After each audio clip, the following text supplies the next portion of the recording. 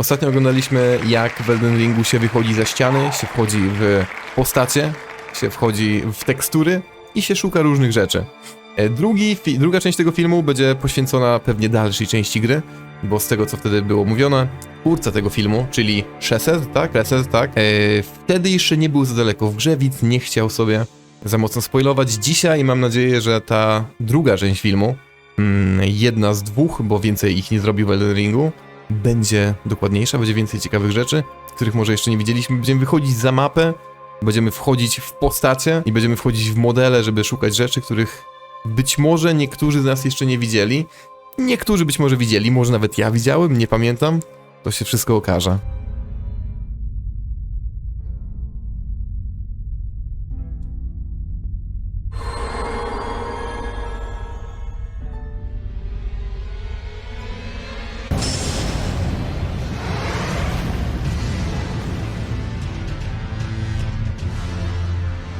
Hey, welcome to Boundary Break, a show where we basically take the camera anywhere we want to try to find secrets and new discoveries to some of our favorite games. And you're watching a second part to an Elden Ring video series where we're going to try to find all sorts of interesting trivia by taking the camera out of its intended boundaries. Now, first I want to thank Franz for the camera. And for this part, we got rid of fog and the transparency effect that happens when you go through models. So I want to thank Lance McDonald and Zully the Witch for taking care of the transparency effect, and Baseline X for the mod that removes the fog. And also, I'll be taking a look at all the things that you guys suggested to me in the last video, which, by the way, make sure to leave me comments for what you want to see in the next video. Anyways, longer... Liurnia bez mgły wygląda dziwnie, nie? To jest coś, czego...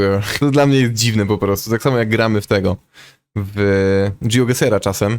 I jak jest ta liurnia bez mgły, to mnie to tak dziwi zawsze ten widok. So why don't we just snap into the next scene?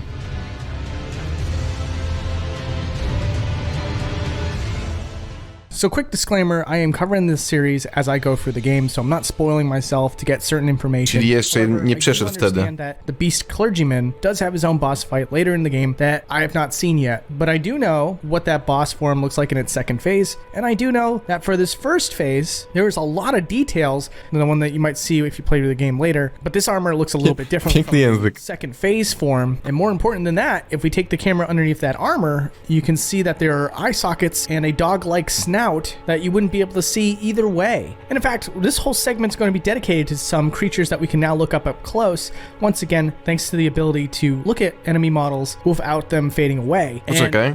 Once again, you can see that detail boss one does have his own boss fight later in the game. Czy podczas walki w pierwszej fazie Maliketa widzimy mordę Beast Clergymana, czy nie? Czy on jest identycznym modelem jak tutaj? Bo ja mam wrażenie jakieś takie, że widziałem jego twarz wcześniej, ale może mi się wydaje. Nie jestem kurwa pewien teraz. Czy widzimy, czy on ma ściągnięty ten... Nie wiem. Nie mam pojęcia. Features that we can now look up close.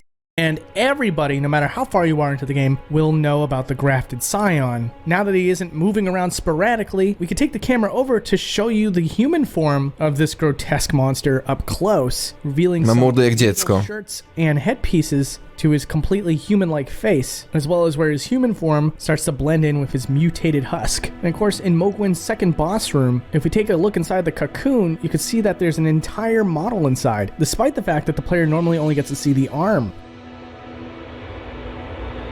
Pokaż twarz Mikeli. Piękny.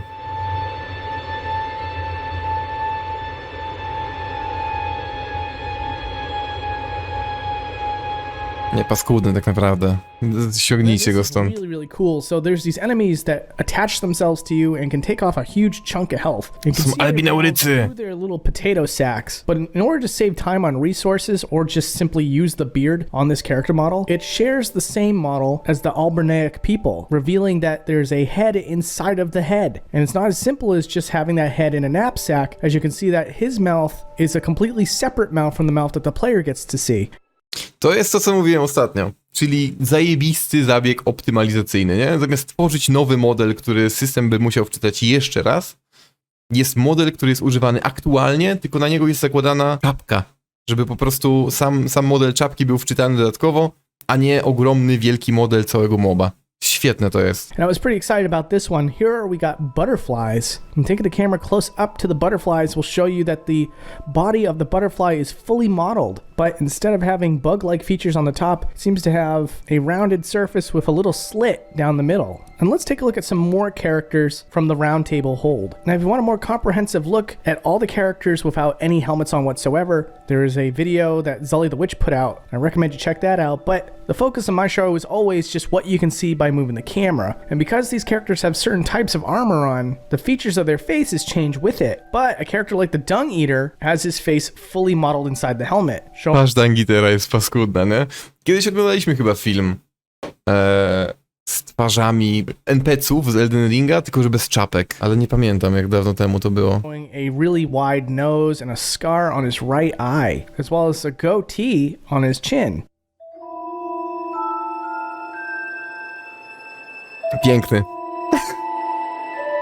Wygląda jak taki typowy Neandertal. And then, much to my surprise, the marionette creatures that you can find as early as the Lucaria Academy has facial features underneath its helmet. Now, it doesn't have eyes per se, but it has eye sockets, which was not something I was expecting to see, because the helmet does nothing to expose any of these details to the player. In fact, with a nose hole like that, it kind of has the features of a skull more than anything else. Obrzydliwe to jest. And then there's some humanoid enemies that I never expected to be at all interesting, but taking the camera up to an enemy like this can show you that they have really creepy eyes, as all you can see is mostly black with a hint of yellow. And then again, there's some bosses where you... Te oczy perfumiarzy As all you can... mogą świadczyć o jakimś połączeniu z szalonym płomieniem, czy nie? Bo to wygląda jak taka lekka wersja szalonego płomienia, taka bardzo lekka. see is mostly black with a hint of yellow. And then again, there's some bosses where you just don't really get a good look at their faces. So this one in particular has a similar thing going on where his eyes are mostly black with just a tinge of yellow in them. But he also features some scars as well as a big bushy beard. Ja się nie spodziewałem, że on ma twarz w ogóle.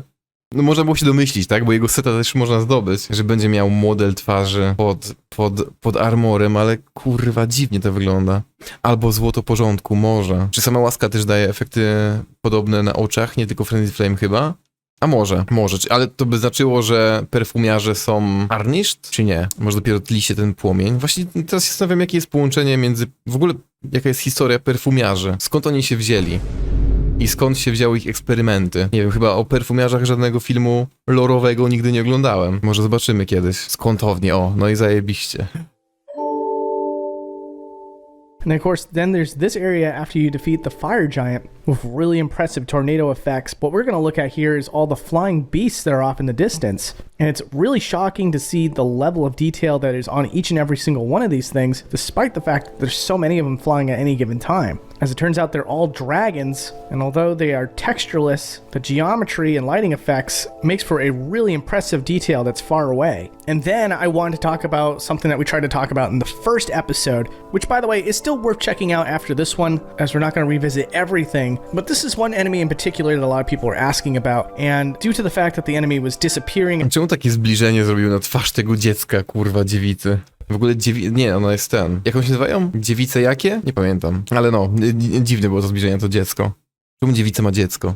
As you got closer and closer, you just kind of had to take my word for it, essentially, about what happens to your character once it gets grabbed by this particular enemy. And now I can show you what it looks like inside with all the snakes hanging from a couple of wooden pegs. And I can show you the exact frame in which your character is no longer invisible and is revealed once again to you, the player. And what's really fascinating here is that it doesn't seem to be your normal culling effect, but instead, the game is programmed to deliberately turn your character invisible. And as you're already seeing that it's frozen on a frame where you can start to see the character model come back into full visibility. And one more enemy that I wanted to circle back to were these sorcerers that have these goofy Burger King helmets. Well, in the original episode, I showed you evidence that there's crystals in the base of the neck. For whatever reason, they're supposed to be protruding from the bottom of the helmet and not necessarily from the top of the neck. The modeling seems to be more specifically designed for what you see below the neck.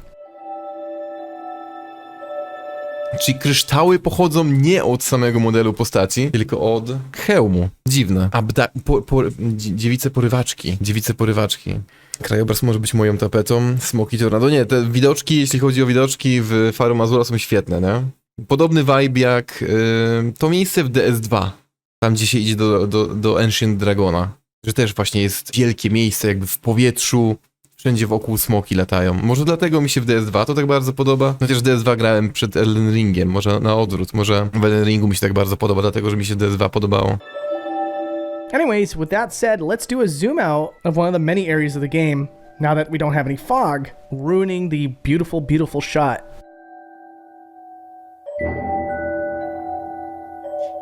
A, zepsuło się, a było tak ładnie, no.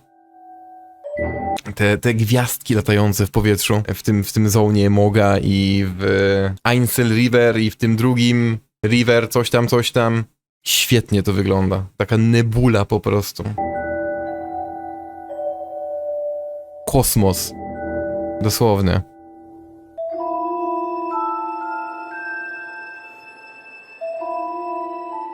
Alright, now let's start talking about some stuff that we can find out of bounds. And once again, after just beating the fire giant myself, I had to take a look in the PC version to see what exactly is happening during the fight. And one of the coolest things I found was that during the first phase of the fire giant, if you take the camera underneath the ground, you can see the second phase of the fire giant resting on a rock waiting to be called into the game. Meaning that any given time during the first phase of this boss fight, there's two versions of the fire giant. And then once again, Czyli w momencie, kiedy wchodzimy już w ogóle na walkę z Fire Giantem, drugi Fire Giant jest już pod ziemią. Po to, żeby przy przejściu faz, jak skipujesz od razu fazę, znaczy filmówkę, to żeby od razu się wczytał model. To jest taki dość logiczny zabieg, nie? Bardzo często wiem, że deweloperzy chowają różne modele różnych postaci pod ziemią, przeciwników, czy NPC-ów, czy coś tam. Bo jeśli oni mają się pojawić w pewnym momencie, żeby nie wczytywać ich na bieżąco, to żeby oni już czekali w kolejce swojej, tak jakby, nie? Ubierając głowę maga, urywamy swoją? To jest ciekawe pytanie. Wydaje mi się, że nie, ale to trzeba by zobaczyć. Wydaje mi się, że nie, po prostu taki jest model tego NPC-a, który do nas napierdala, tych właśnie magów z Railukari, że oni są stworzeni bez głowy. I tyle. because I did a part one video first, a lot of great suggestions came from the YouTube comments, and one of the most common ones I saw was wanting to know what happens to Radon when he flies up into the sky and does like a meteor attack back down onto the ground. And sad to say, looking top and bottom, underneath and over, you cannot find the Radon model anywhere in the map. It's likely turned invisible, similar to what we saw earlier. But I can show you the exact frame in which he disappears and the exact frame and position of where he ends up as he starts barreling back down towards the player. And then there's this tower that you can turn upside down with a key item. And I was really surprised how elaborate this whole thing gets in order to accomplish this effect. I'm going to do my best to illustrate what's going on visually, but ultimately, you're not going to make heads or tails about what exactly you're looking at without a good explanation. So what I can tell here is that it truly is positioned correctly, with the door frame from the inside of the building and the bridge that you eventually get to lining up perfectly. However, that's not how you get to the door in the actual game, as it's pretty much out of reach to the player. So like what I said earlier, you turn the whole thing upside down, but you don't actually turn it all upside down. In truth, there's a duplicated version of this entire tower stored underneath the original tower, and you can see remnants of that here with enemy corpses remaining where the environment should be. And then when you quote-unquote flip it upside down, the upside down version loads in, and the player starts scaling his way down to a dummied up upside down version of that same door that you need to get onto the bridge. So here's where the visual trickery comes to a complete head. Like I said, everything is underground, so how do you end up at the top of the bridge? Well, let's start off by telling you that this is what Jocha, tu jest technologia. Znaczy wiadomo, że to są sztuczki deweloperskie, nie? Uwielbiam takie rzeczy. Można było się domyślić, że to nie jest tak, że rzeczywiście cały model się obraca, ale to, co właśnie powiedział, jak my się kurwa nagle, skoro schodzimy coraz niżej, to w jaki sposób my nagle się pojawiamy wyżej. Bo w pewnym momencie jesteśmy na wieży rani, na powierzchni ziemi po prostu, nie? Tak jak w Liurni to wygląda. What it looks like truthfully outside this door frame, and that when you start opening the doors, a cutscene is triggered, and the original position of the player is no longer where it was when you started opening the door. Instead, it's all the way up here, where that bridge originally was, and a small little Bez kitu, to jest filmówka na otwarciu tych drzwi. Ona mnie zawsze dziwiła. Czemu tu jest filmówka? Teraz to ma sens. Po prostu podczas filmówki jesteśmy teleportowani. O kurde. A, no dobra, czyli podczas filmówki jesteśmy teleportowani, a co jeśli ja otworzę drzwi i się cofnę? Da się tam cofnąć, czy one są zamknięte po tym, jak przez nie przejdziemy po filmówce i się nie da wejść w nie? Kurwa. Mock-up of the tower top to boot.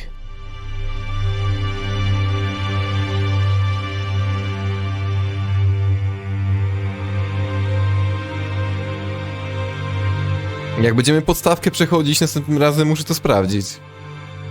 Bo zawsze questerani robimy, więc przypomnijcie mi. Giant cloud on the map that's in the dead center in between all the towers where you get the great runes. To już wiemy, że tam DLC jest. They even made a point to say that there's a giant empty square where there should be land underneath the water layer. And that's really interesting. However, you can find empty squares in various spots on the map. Like there's one underneath this tower, which may indicate that there's going to be a final tower in a DLC update, but in a less favorable spot, there's also another square over to the left of a tower, over in this corner. I did bring my character over there just to see if anything would load in. Maybe there's some invisible geometry and, you know, you let go of the no-clip code and it just loads everything in, but sadly, that's not the case. Whatever is supposed to be there does not exist at this point in time. Also, here's where Patch's model spawns. A byłoby fajnie, jakby się okazało, że w miejscu tam na samym środku już wtedy na przykład były jakieś początki stworzonego świata, na przykład DLC. Jakieś takie kawałek po prostu ziemi, który byśmy mogli być może poznać, że później w DLC się pojawił. No niestety nie, szkoda. In. Before you grab the chest, his model is not there, but the second you open the chest, the game does load in his model over in this corner. So you're seeing the first frame in which he does load into the map. And here you go, here's another awesome part of the map.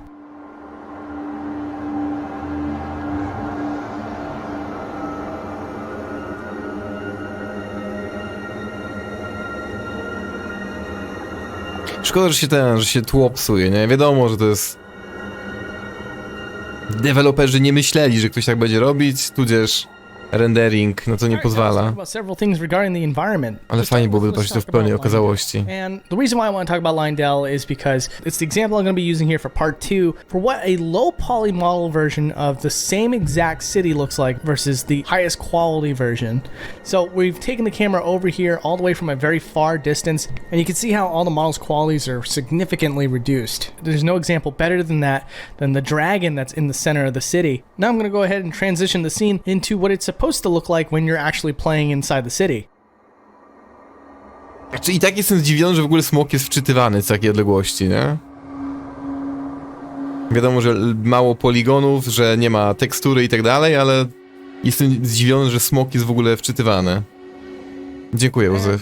There's this one little oddity that I just wanted to take a look at. It's very disappointing what the reality is, but on the map here, you can see some sort of recessed land inside the ocean itself. In normal circumstances, there's just a whole lot of fog that covers up this area, but with the fog removed, we can now see what's truly off in the distance, and it's frankly nothing at all, outside of a couple of loose pieces of geometry, which, by the way, are nowhere near the position on this map. In fact, I can have my character stand right on top of this map spot, and when we look in relation to that, you're just going to see that the character is just standing above ocean water. Bo to jest pod ziemią.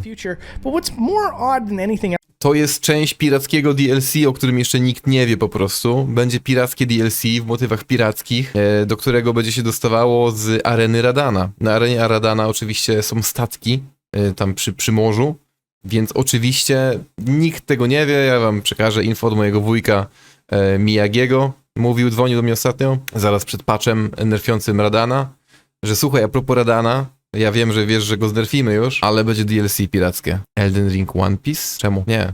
Elden Ring na krańcu świata. Na krańcu świata. Tak się będzie nazywało. Else is that off in the distance, you can occasionally find land masses that are fairly uniquely shaped. And to give you an idea of the scale of this land, I brought my character all the way out here just to show you. And as you can see, the land mass is huge, like absolutely enormous. And it's also... Czekaj, gdzie to jest? Kurwa, gdzie on to znalazł? Stand right on top of this map spot. And when we look in relation to that, you're just going to see that the character is just standing above ocean water. Again, something that may come in the future, here, but what's more odd than anything else is that off in the distance, you can occasionally find land masses that are fairly uniquely shaped. And to give you an idea of the scale of this land, I brought my character all the way out here just to show you. And as you can see, the land mass is huge, like absolutely enormous. And it's also really, really far outside the map. Like, one of the best things about no clipping in Elden Ring is that it'll still track your character's position even if you go really far outside the image that the developers made for the map itself. So you can see where I am in relation to the main map in order to stand on this landmass. It's really far out. But sadly, once again, in an attempt to maybe load it or just see if it has any solid ground, you'll see here, I just died. Wiecie, co mi to przypomina? To jest jakiś strzał z dupy, ale mi to przypomina być może tą pustynię, która jest w zasypanym już Ashen Leyndell. Być może Ashen Leyndell, sama podstawa ziemi, która jest po prostu na ziemi w Ashen Leyndell, jest tutaj wczytywana, zanim spalimy Leyndell, zanim spalimy drzewo.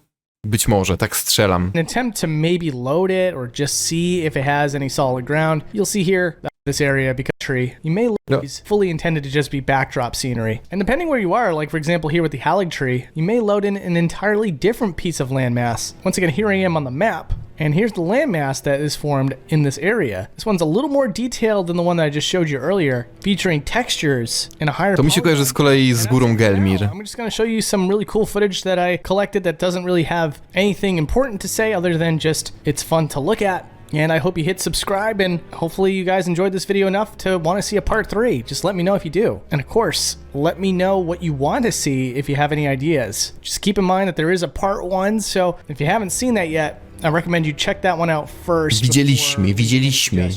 Take it easy, everybody. Okej, posyłam wam linka, daję lajka, cyk, cyk, cyk, ale, bo on mówi o trzeciej części.